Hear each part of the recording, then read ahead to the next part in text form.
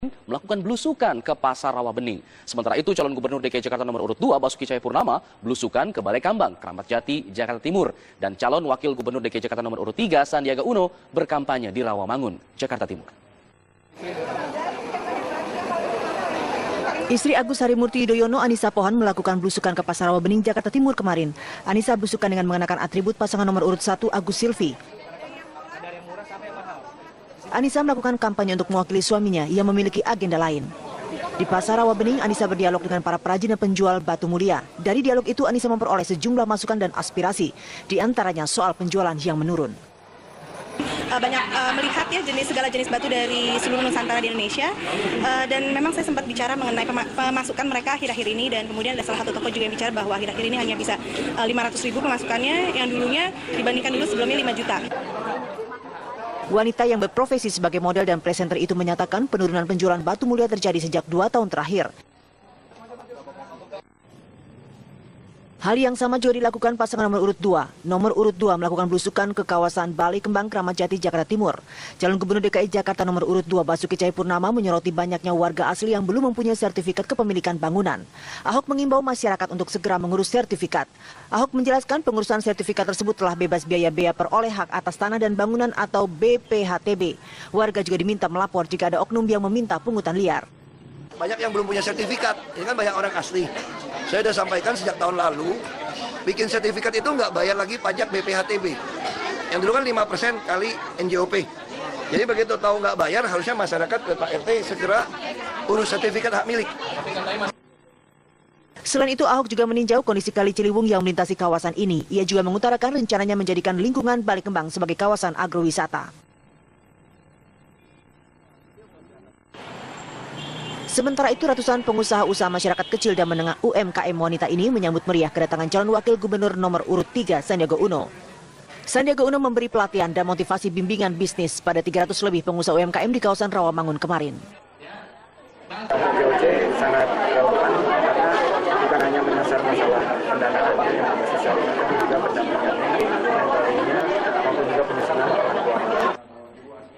Sandi menekankan pentingnya para pengusaha UMKM dalam menciptakan lapangan kerja. Hal ini menjadi potensi yang baik untuk mengembangkan program kerjanya OKOC, One Kecamatan, One Center Entrepreneurship.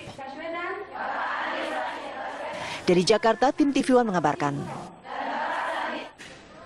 KPU Jakarta Pusat disaksikan Wali Kota Jakarta Pusat pagi tadi melakukan pelaksanaan pembukaan surat suara pemilu gubernur dan wakil gubernur DKI Jakarta 2017. Pelaksanaan pembukaan surat suara ini dilakukan di gudang logistik KPU Jakarta.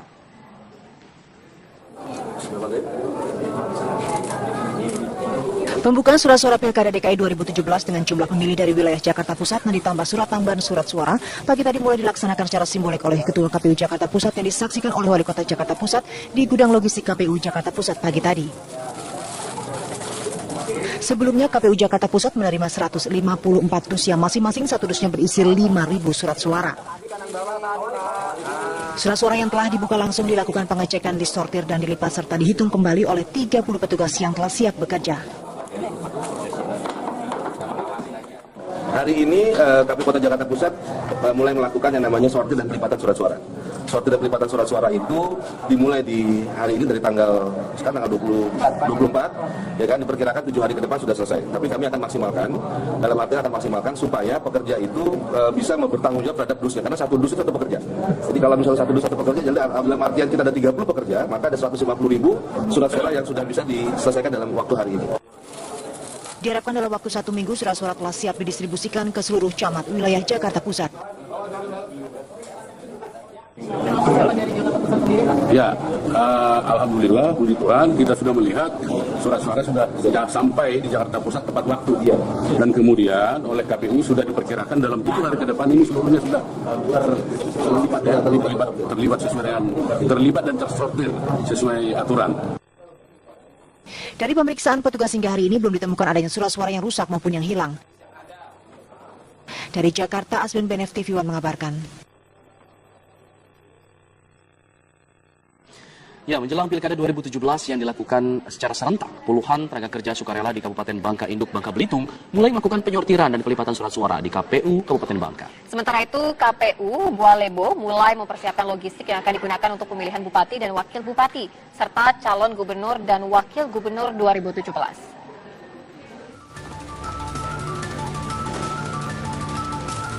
Dari sebanyak 211.892 surat suara, satu persatu mulai dilakukan penyortiran dan pelipatan surat suara dengan melibatkan puluhan tenaga sukarela. Namun saat dilakukan pelipatan sebanyak 175 terdapat surat suara yang rusak tidak dapat terpakai, sehingga surat suara yang dapat terpakai berkurang hanya berkisar sebanyak 211.602 surat suara. Rusaknya surat suara tersebut meliputi degradrasi warna yang tidak sesuai, robek, dan terlipat. Untuk sementara, surat suara yang rusak ini disimpan di dalam gudang logistik KPUD Kabupaten Bangka dan rencananya akan dihancurkan. Dalam pemusnahan dan penggantian yang baru, KPUD Kabupaten Bangka akan melakukan penyortiran ulang dan pengepakan. Jika surat suara sudah diganti dengan yang baru, sementara surat suara yang rusak akan dibuatkan berita acara. Sementara itu, proses penyortiran surat suara berjalan dengan lancar dan diteliti dengan baik sehingga tidak ada yang luput dari kesalahan.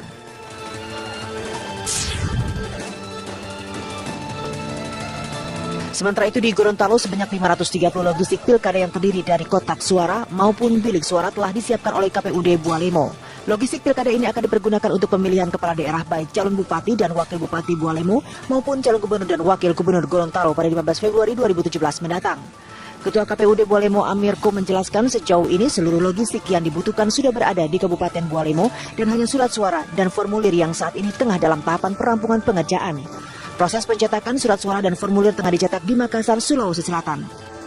Sementara itu untuk desain gambar pasangan calon pada surat suara, KPU Bualemo memastikan hanya akan diisi oleh 2 pasangan calon saja seiring dengan keputusan mereka yang telah membatalkan salah satu pasangan calon bupati dan wakil bupati. Rencananya usai proses pencetakan selesai dilakukan, surat suara akan tiba pada pekan ini di Kabupaten Bualemo untuk menjalani proses pelipatan sebelum digunakan di hari pemungutan suara 15 Februari 2017 mendatang. Dari Bangka Induk, Bangka Belitung, dan Gorontalo, Frendi Primadana, Muhammad Maulana, Kadek Sugiarta, TV One mengabarkan.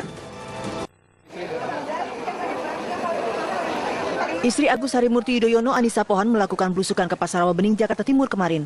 Anissa belusukan dengan mengenakan atribut pasangan nomor urut 1 Agus Silvi. Anissa melakukan kampanye untuk mewakili suaminya yang memiliki agenda lain. Di Pasar Rawabening, Anissa berdialog dengan para perajin dan penjual batu mulia. Dari dialog itu, Anissa memperoleh sejumlah masukan dan aspirasi, di antaranya soal penjualan yang menurun.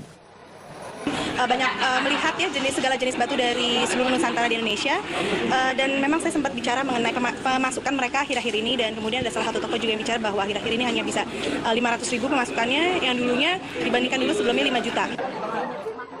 Wanita yang berprofesi sebagai model dan presenter itu menyatakan penurunan penjualan batu mulia terjadi sejak 2 tahun terakhir.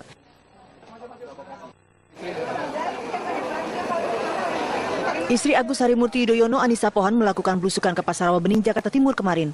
Anissa belusukan dengan mengenakan atribut pasangan nomor urut 1 Agus Silvi. Anissa melakukan kampanye untuk mewakili suaminya yang memiliki agenda lain. Di Pasar Rawabening, Anissa berdialog dengan para perajin dan penjual batu mulia. Dari dialog itu, Anissa memperoleh sejumlah masukan dan aspirasi, di antaranya soal penjualan yang menurun. Banyak melihat ya segala jenis batu dari seluruh Nusantara di Indonesia, dan memang saya sempat bicara mengenai pemasukan mereka akhir-akhir ini, dan kemudian ada salah satu toko juga yang bicara bahwa akhir-akhir ini hanya bisa 500.000 pemasukannya yang dulunya dibandingkan dulu sebelumnya 5 juta.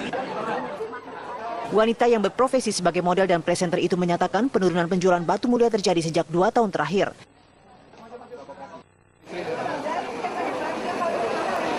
Istri Agus Harimurti Yudhoyono, Anissa Pohan, melakukan belusukan ke Pasar Rawabening, Jakarta Timur kemarin.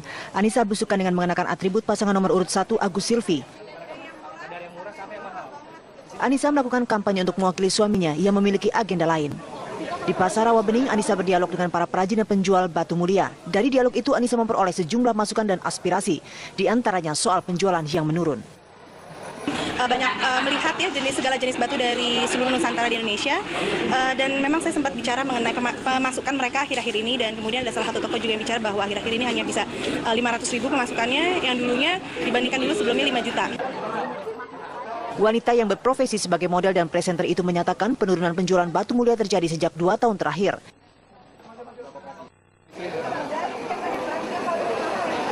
Istri Agus Harimurti Yudhoyono, Anissa Pohan, melakukan belusukan ke Pasar Rawabening, Jakarta Timur kemarin.